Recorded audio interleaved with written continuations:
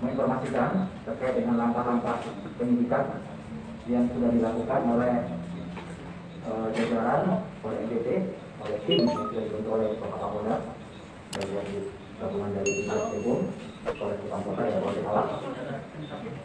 Di mana kegiatan tersebut dari awal dilaporkannya kejadian ini, yaitu pada tanggal 30 Oktober 2021, ini penyidik langsung melakukan olah TKP, dan kemudian dari olah TKP ini penyidik langsung melakukan pemeriksaan otopsi terhadap kedua jenazah, sekaligus pemeriksaan terhadap saksi-saksi.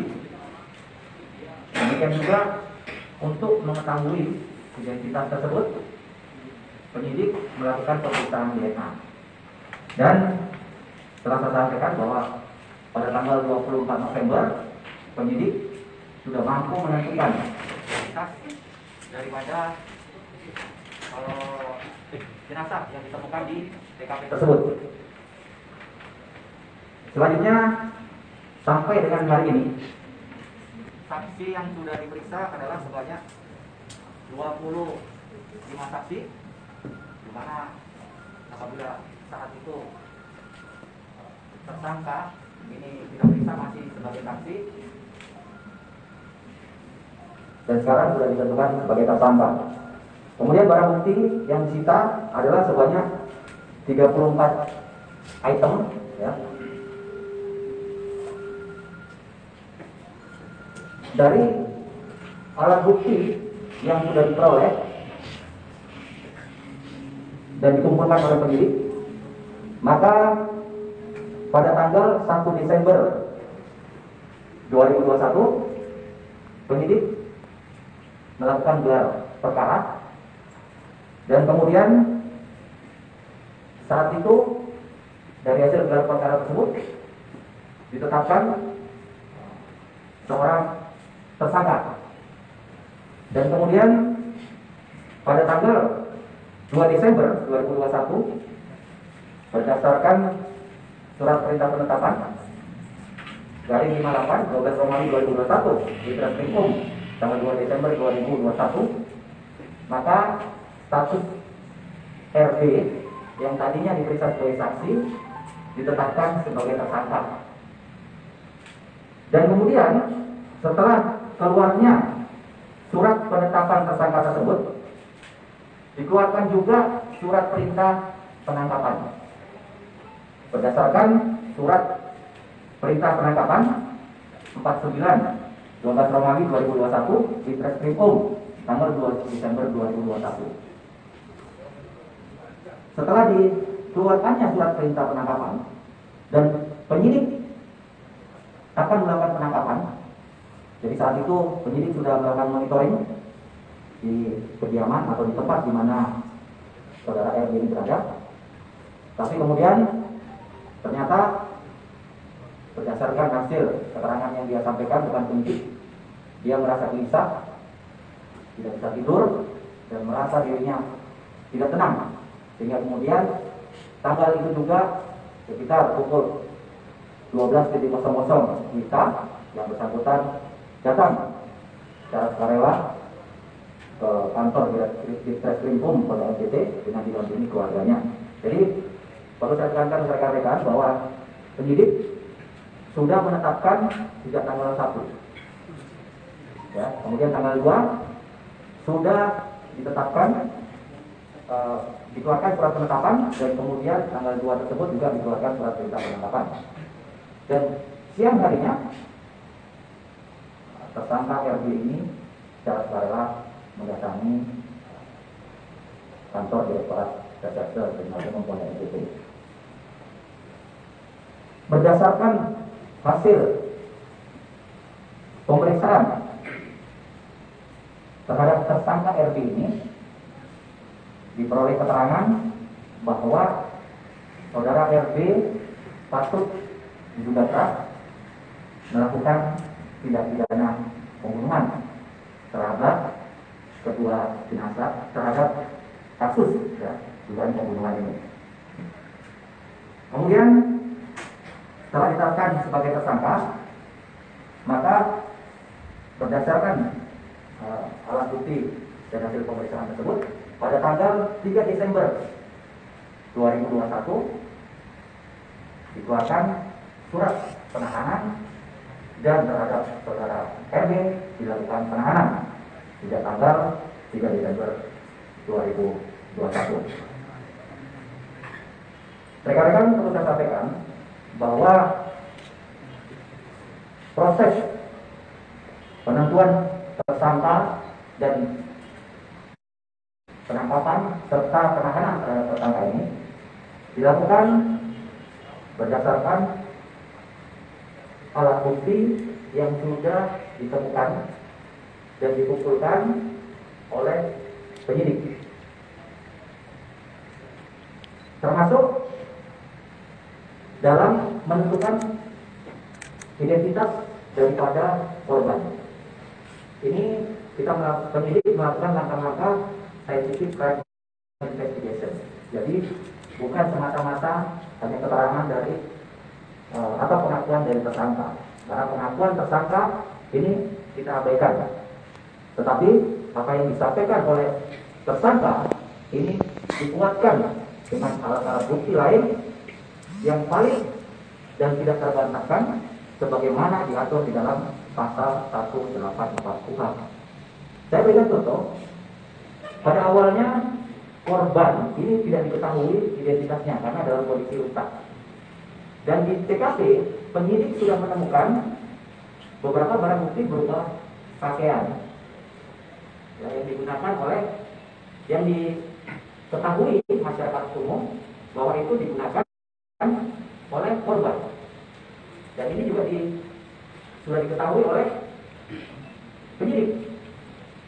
Tetapi tentunya ini perlu proses pembuktian secara ilmiah, sehingga tidak langsung disampaikan.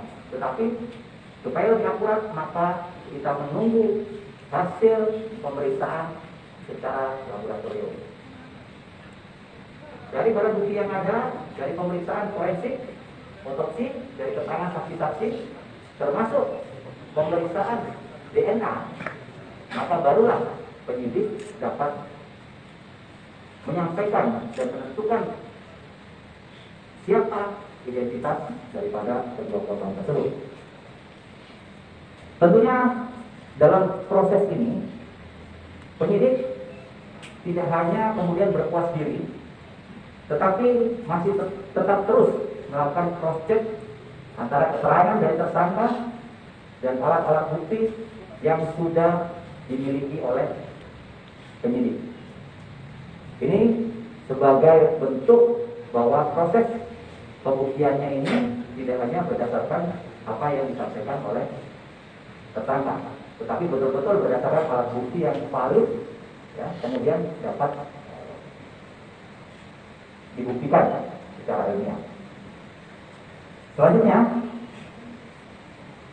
ke depan penyidik akan melanjutkan kegiatan penyidikan, akan melakukan pemeriksaan lebih dalam lagi, dan kemudian melakukan rekonstruksi, konfrontir antara saksi dan pihak-pihak ini untuk memberikan kepastian lagi tentang pembuktian daripada permasalahan atau kasus ini. Rekan-rekan, perlu saya sampaikan juga bahwa kita seringkali saat ini melihat banyaknya informasi yang berkembang di media sosial. Ya, ini tentunya hal yang menjadi sebuah sinyal bagaimana atensi dan dukungan dari masyarakat terhadap penanganan kasus ini. Dan Polda NTT terbuka terhadap setiap masukan selama itu informasi valid dan akurat, maka mari kita sama-sama lakukan pembuktian dengan harapan kita betul-betul bisa menyajikan alat bukti yang memiliki nilai, sehingga nantinya dalam pembuktian di persidangan ini memiliki nilai pembuktian yang kuat. bukan hanya sekedar informasi yang kemudian justru menyesatkan, bahkan menghambat proses daripada penyidikan ini. Jadi pada dasarnya Polda NTT menerima masukan dan informasi. Selama data dan informasi tersebut valid, silakan. Dan ini akan kita jadikan sebagai bahan untuk kita uji secara bersama-sama. Berdasarkan hasil penyidikan, baik itu pemeriksaan saksi serta alat bukti yang lain, maka terhadap tersangka RB ini disangkakan pasal 338 KUHP.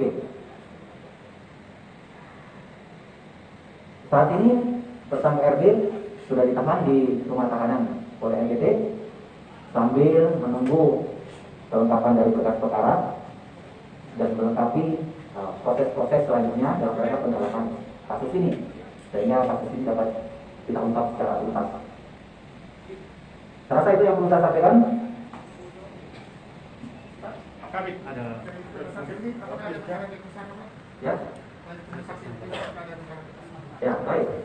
Jadi saya sampaikan tadi bahwa di awal pemeriksaan ada 23 saksi yang kita periksa. Salah satunya adalah saudara RB yang saat ini sudah ditetapkan sebagai tersangka dan sudah dilakukan penahanan. motifnya apa, Pak? Motifnya. Motif pembunuhan ini apa? Ya. Motifnya. Ya, baik. Jadi untuk motif daripada pembunuhan ini, sementara penyidik ya masih melakukan pendalaman untuk melakukan cross check lagi dari keterangan tersangka serta alat bukti lain, termasuk barang bukti digital berupa handphone dan GPS di kendaraan yang digunakan oleh tersangka RD. Kalau besi jari dan skopnya ini punya siapa, Pak? Ya, baik. Jadi besi gali skop ini berdasarkan berita acara pemeriksaan terhadap saksi-saksi, ini adalah alat yang digunakan oleh tersangka RB untuk menggali lubang tempat di mana kedua jenazah itu kemudian dikuburkan. Apakah dalam penguburan mayat itu RB melakukan sendiri atau ada orang lain dalam RB? Ya. Jadi sementara dari hasil pemeriksaan, alat ini memang dipinjam dari seseorang, ya. Dan berdasarkan keterangan memang tersangka pun mengakui bahwa ini dipinjam dari seseorang. Dan hal tersebut masih kita dalami lagi untuk saya sampaikan tadi bahwa kita masih lakukan cross check. Yang gali itu siapa? Yang gali lubang untuk tanam mayat siapa? Dari yang perkara tempat sebelum tempat ditemukannya jenazah itu berasal dari mana, Pak? Digali siapa yang Ya, gali? baik. Jadi berdasarkan keterangan dari saksi, ya, kemudian bukti-bukti digital ini sebelum dikuburkan itu korban sempat dibawa berkeliling di beberapa tempat sebelum kemudian dikubur di tempat tersebut. Kalau saya lihat, ya baik. Ya, jadi perlu saya tekankan, saya tegaskan kepada rekan-rekan bahwa dalam menentukan tersangka harus disasarkan pada alat bukti, ya, sebagaimana diatur dalam pasal 184 KUHP. Sehingga sampai saat ini masih satu orang, tekankan lagi, baru satu orang yang ditetapkan sebagai tersangka. Ya, jadi saya tekankan lagi, berdasarkan hasil pemeriksaan penyidikan dikaitkan dengan alat bukti yang ada, maka sampai saat ini baru satu tersangka, baru satu orang yang ditentukan atau ditetapkan sebagai tersangka. Nah, tentunya ini kita tidak hanya berhenti di sini. Ini akan tetap dilakukan pendalaman, yaitu melakukan pemeriksaan cross check terhadap alat bukti, ya, dengan keterangan-keterangan dari tersangka, termasuk nanti langkah-langkah seperti yang saya sampaikan tadi. Demikian, nanti baru kita lihat ke depan. Penerapan pasalnya sudah final atau pada dalam pemeriksaan nanti ada penerapan pasal? Kita masih proses penyidikan masih berjalan, ya. Proses penyidikan masih berjalan, kemudian masih ada langkah-langkah penyidikan yang harus dilakukan. Kita lihat nanti, kita tidak bisa berandai-andai, ya. Kita tetap mengacu kepada fakta hukum dan alat bukti yang ada. Apakah beliau membunuh dulu ibunya? Apakah beliau itu membunuh ibunya lebih dulu atau anaknya dulu? Ya, baik. Jadi ini yang masih kita dalami lagi terkait dengan pemeriksaan ini. Saya minta ini bersabar, ya. Yang jelas untuk tersangka berdasarkan alat bukti yang ada sudah kita lakukan penangkapan dan penahanan. Dan selanjutnya penyidik masih terus untuk melakukan langkah penyidikan ini secara scientific crime investigation, secara ilmiah, ya. Bukan hanya berdasarkan katanya, bukan berdasarkan persepsi.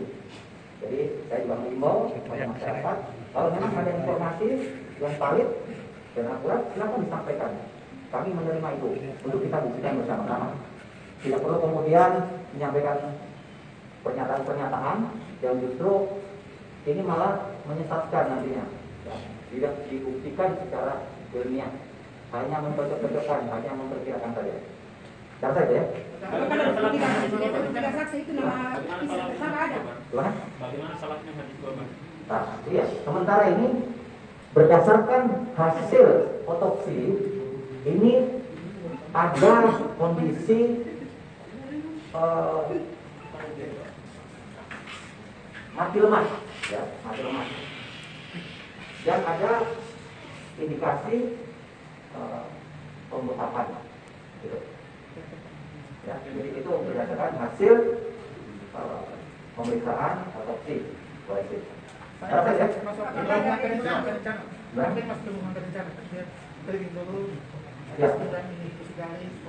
Ya, jadi ini masih dalam proses penyidikan yang lebih mendalam lagi. Ya. Saat ini saya ingatkan lagi bahwa saat ini baru satu tersangka yang ditentukan, ya, yang ditetapkan. Dan pasal 33, 38 yang digunakan. Ini masih terus berjalan penyidikan ini, ya, masih melanjutkan proses antara KDP yang kita terima. Ini nantinya akan memuatkan lagi, ya, bagaimana penanganan kasus ini secara berlanjut. Ya, rasa itu. Kalau Betul, ya? hubungan pelaku dengan korban, hubungan pelaku dengan korban, berapa korban? Gimana? Hubungan antara pelaku Ya, dengan korban. ini masih tetap kita lakukan pendalaman lagi, ya. Tentunya ayah kandung dari korban. Ya, itu yang saya katakan tadi bahwa semua harus kita lakukan pembuktian dan itu masih tetap berjalan. Ya, baik, itu ya. Kalau tiga saksi itu apakah nama saudara tersangka ada atau tidak? Ya, sementara 23 itu adalah orang-orang yang menurut penilaian, ya, hasil penyelidikan daripada penyidik memiliki nilai untuk dimintai keterangan, ya. Saya rasa itu. Ya. Terima kasih ya. Terima kasih Pak.